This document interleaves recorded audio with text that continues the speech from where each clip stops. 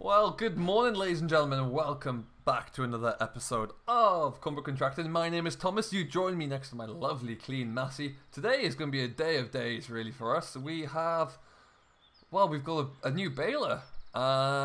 This happened quite quickly. We found a new baler through our local dealers here. I mentioned to you in the last update we did that our baler was getting a bit old in the tooth and a bit worn down, so we've gone to a Rotocut 2200. Something that we can keep up with our demand and our output very happily. It's a lovely baler. We're going to get into that in a little bit more detail in a bit because we're going to take it back up to the yard where there's some new improvements up there. But mainly this. This is not ours. We don't own it. We spoke with our dealers here because we were in great shortage of we needed a bigger combine for a job we got coming up. And so this is what we've got. So I've got Jamie here. He's coming down. We're going to have a bit of a look at it. We're going to see if it's right for us there, because we need to borrow it for a huge job we've got coming up soon. And our combine alone just wouldn't be good enough to get onto it, really. So we're going to have a quick chat with Jamie, who's heading off to do the other job soon. Hello! Hello there! How are we all doing? You've got the Land Rover all muddy again. I have. It's coming out the yard is a little bit. There's a bit of a wet patch there at the moment, and it's it's giving it a good splash as you go through it. I think it's almost suited. Really, it befits the character, I think. Yeah, it does definitely. So this. I was going to say that service trailer makes this laddie a little bit squirrely. It doesn't like to stay straight with that on the back. I filled that up from the main fuel tank just last night actually, so you got a full load on the back there now. So it's a drive with caution, I think, is the best advice I can give you for that. Yeah, that's going to be fun going down the hill towards the bridge, I think. I'll trust your abilities. You've got this. Speaking of driving abilities, what do you think of that lovely big combine over there? That looks really nice. That's a nice looking case, that is. It's a beast. I was explaining to my camera here, at least, and to my viewers, that we've got a monstrous field. I think it's like 80, 90 acres of soybeans to go at. And our little old class, as much as it's a lovely machine, it would take us too long to do that. So this is something that we've been able to kind of acquire for a short-term loan, really. We've hired this, and yeah, I've never had a case combine before. I don't know what to think of it. No, I've driven a couple of New Hollands before, and I've driven a couple of classes. Yeah. It looks nice. It's got a nice big header on it. At least that's one good thing. Yeah, that's gotta be double. It's not far off. It's definitely not far off at all. That must be double the size of our current header. And between this and the class Mega Dominator we have, we should be able to get through that field in relatively decent time, I should think. Yeah, I think we should get through there. That should work out quite well. Do you want me to... We're going to try... If the weather stays good, we should be fit for tomorrow to start. Do you want me to see if I can get a contractor in to come and do some haulage? If we get like a big bulker in or something? I think that'd be a good idea. If they've got an overloader we can easily use to offload the combines as well, that'd be great. Yeah, I think so. I'll make some phone calls today when I get back into the cab and I get rolling there, and we'll see what we can do. We'll see if we can find out if there's anyone that we can borrow or hire an overloader from. Speaking of hiring as well, we were mentioning recently that we need an extra set of hands. Yep. Well, I've got a few names, a list of names from people who have provided some good references. So I'm going to go and check out and see if we can get someone else to come and drive a tractor for us. Because the workload at the moment is just about to get it on top of us. So I'll see if we can find someone else to come in and give us a bit of a helping hand there. Then I'll find some names and I'll give you a list, and you can have a look through, see what you think. Yep, sounds fantastic. It is. The amount of work we've got around here now is just beyond our wildest demand. Particularly when Mike Ryan over at Newlands Farm came onto the scene, I didn't think he'd want us to do quite so much, it's great, but we do need to make sure that we can actually fulfill that commitment. So we need to. I was saying with that big baler over there, our baler's kind of on its last few seasons, I think. It's struggling. So with a new baler, we should get a bit more output there. And yeah, we just need another set of hands to drive a tractor for us, really. So we'll see what we can find.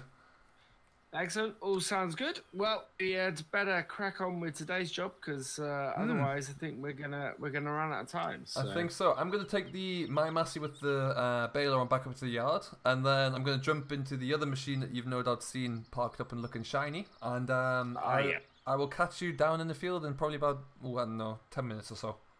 Excellent. I will see you down there. I'm gonna jump in the landing and take the field. The tanker, the service trailer down there.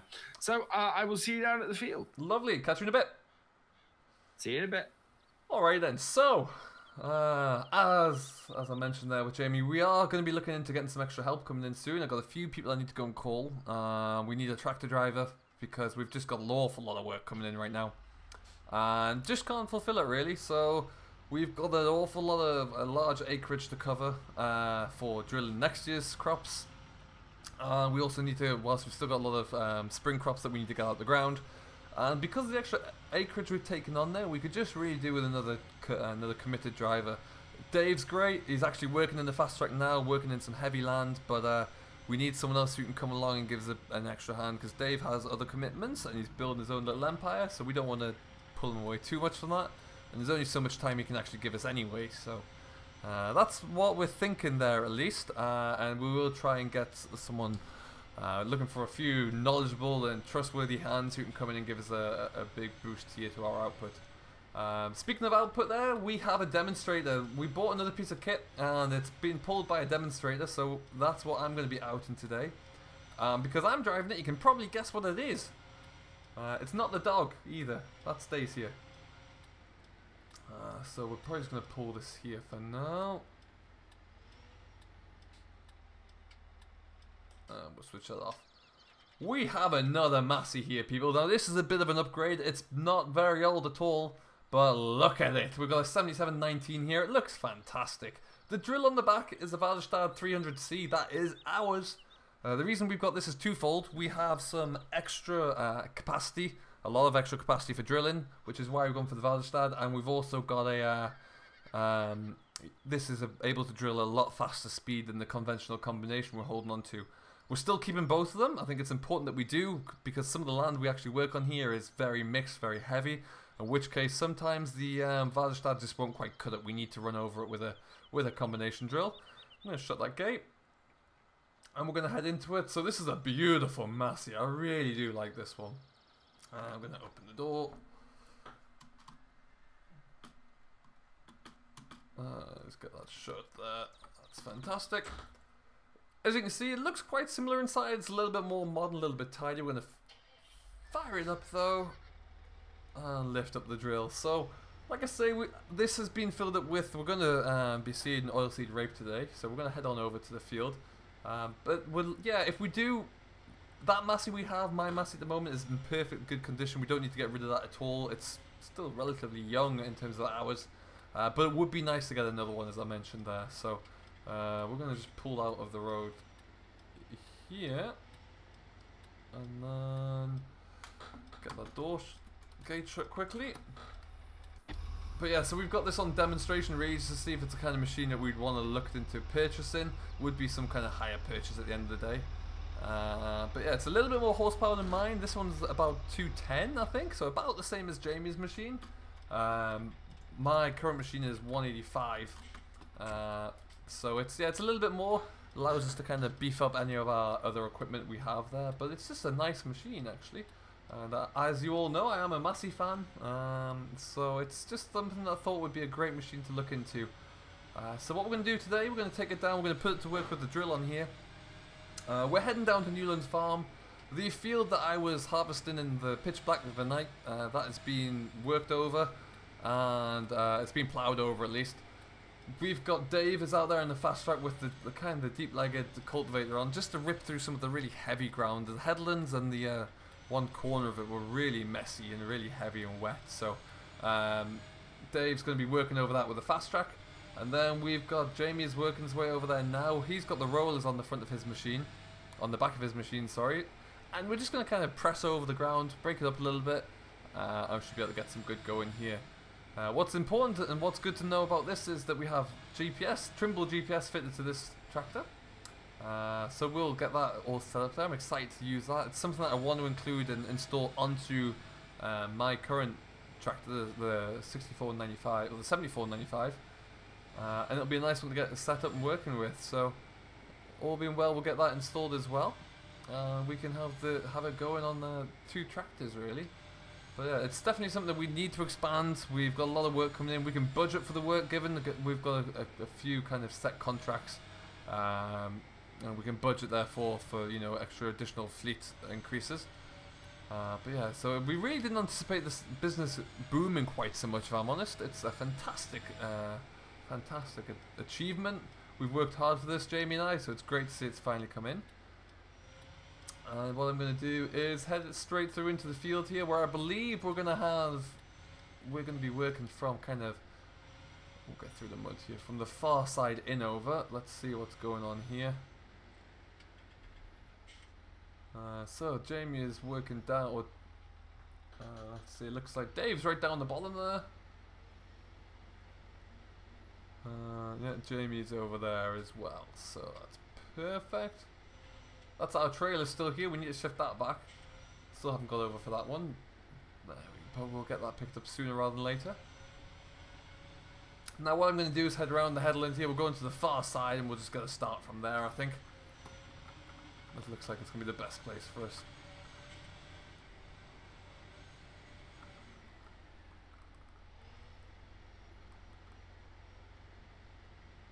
Excellent. And yeah, it's looking, as you can see, it's a little bit heavy in places here. But nonetheless, the reason why we bought this drill, we haven't gone for anything larger for 2 reasons. One, the cost at the moment there, anything bigger than a 3 meter is almost out of our price range right now. It's magnificently expensive to get anything bigger than 3 meters. So that wasn't a factor. And also, with this drill, when the ground's worked down properly, we can still achieve successful speeds in the region of kind of between 12 and 15 miles an hour really. So that's what we'll be looking to do, and this just means that we're able to really get a good coverage going. So what I'm going to do is swing into the side here. We'll get everything set up, get my GPS set up, and make sure the drill's all calibrated properly, and then we'll come back to you when we're away. So shouldn't take us too long to do. I need to make sure my tram lines are all working properly and get that all done as well. So little things like that, but I'll get myself all set up and I'll come back to you in just a moment. Okay, seems to me that I've got a little bit of an issue with something here, so we need to have a bit of a better look at it, see what's going on. There comes the rollers though. Jamie is flying along with those, they're looking very good indeed. But yeah, we're just having a bit of a trouble getting everything set up. Let's see what we can do here. How are we doing? Okay, everything all right. I saw you having a look around the cedar. Yeah, just trying to get everything set up properly on the computer here on this side. In my machine I don't have this computer on the window here, so the cedar's all fed in through the Isobus connection on the back, and it's just not working as it should be for me at the moment. So I'm going to classify it as minor teething problems. Ah, that makes sense. Yeah, okay, we'll get cracking through. It looks like you're flying along though. Yeah, going well. So yeah, I thought I'd just check on you, but cool. Sounds like you've got it all in hand. I will catch up with you later then. No problem. You'll see me going in a moment or two, I'm sure. We'll just need to figure a few little loose ends out. Okay, doke. Yeah, so it's interesting. It just doesn't want to quite work here, but we'll keep figuring it out. We need to just do a little bit of changing here and there. Let's see what we can get going. Just not quite engaged properly as one would like it to, but never mind. What we will do is take this back up to the top, where we'll start our run again. Actually, we'll go to the bottom and start our run. Spinning around here. So yeah, we'll get this all set up and working, and we'll come back to you once I have a better idea of just what's going on. Alright then folks, we've cracked it. We got there in the end, we figured out what was causing the issue. I think what I'm going to do right now, because we've got a bit of a dog leg in the field here, we're just going to try and get this all buttoned up first. Because we want to be able to do that. So I think we should be good to go. We've got everything set up as I would like it to be. There we go, that's looking better. So what we're going to do, we're going to square off this corner here first. That's going to be a small little bit we're going to come in and do later on. So we're going to square off this little corner here. That bit will come back in and just tidy up the loose ends. For what you can see we're doing is just going to kind of nip through here. Because I want to get this a bit of a kind of real tidy first edge going. And I want us to be able to kind of drill this on the straight. So we'll just have to spin this around. And then we can get ourselves back in here. Get kind of these dog legs tidied up, and then, as I mentioned there, we'll be able to get this all really buttoned out. Alright then guys, we're cracking along now, as you can see here. We've kind of squared off that edge. Got the bulk of like the dog leg done really. Sawing our way through here, we have seen Dave has finished in the corner there, got that heavy work done. He's way back to the yard. Jamie is in the yard there, in Mike's yard here down at Newlands East. He's just tinkering on with his New Holland a little bit, filling it up with diesel. And I think he's going to take either New Holland or the Landy back up to the yard there. But yeah, he's all done. It's worked it down nice and easy, and all that's left for me to do is keep sauntering through here. We'll get this all buttoned up and wrapped out nice and quickly, I should think. Currently at about 50% of the grain tank, so or the seed tank. Sorry, we're flying through there at least, so it shouldn't take too long. We're probably gonna have to refill at least once, I should say, to get this done. Massey's handling this with ease. It's just flying along at the moment. It really, really is. So that's fantastic. Very happy to have that done. And it's just like, this drill is fantastic because it gives us a great tight turn circle on the corner. As you can see, allows us to get ourselves back in line with the next pass there. Lower the drill and we're away. So you can see it's so much quicker than having our mounted combination drill. That's a good drill. We still like that one. As I mentioned earlier, it's great for certain conditions, just nowhere near as good as what we've got here. So that's why we're going to keep on rolling with what we have. Be very interested to see the output we can achieve with this against what we can achieve with our combination drill on a daily basis. Speculatively guessing at it, I could probably say at least double, I would say. Right now I'm cruising along about 15 miles an hour in well worked down land. Everything's looking good and it's flying, absolutely flying. So this field will certainly be taking an awful lot longer. Now that's not to say that in that bottom corner we may have needed it, where Dave had to work the land down a little bit, but either way we're still flying through there. Yeah, it's all looking very good. So this Massey is a dream. I'm really liking the control, the joystick there. Once I got used to it all, it's a very nice little control to drive and operate with. But ultimately, yeah, all in all, it's a very, very nice tractor. It's an extra power that obviously we don't need for this stage right now, but I think it's something that we could definitely look into moving forward. It'd be very beneficial for us as well. So yeah, we'll have to see, wait and see how that comes along. For now though, we're just gonna keep on pushing through here. It's getting into the middle of the afternoon. As you can see, that we're getting some longer shadows now, so we'll see how long that continues for. Get around that. There we go, put that down, and off we go again. Lovely old job.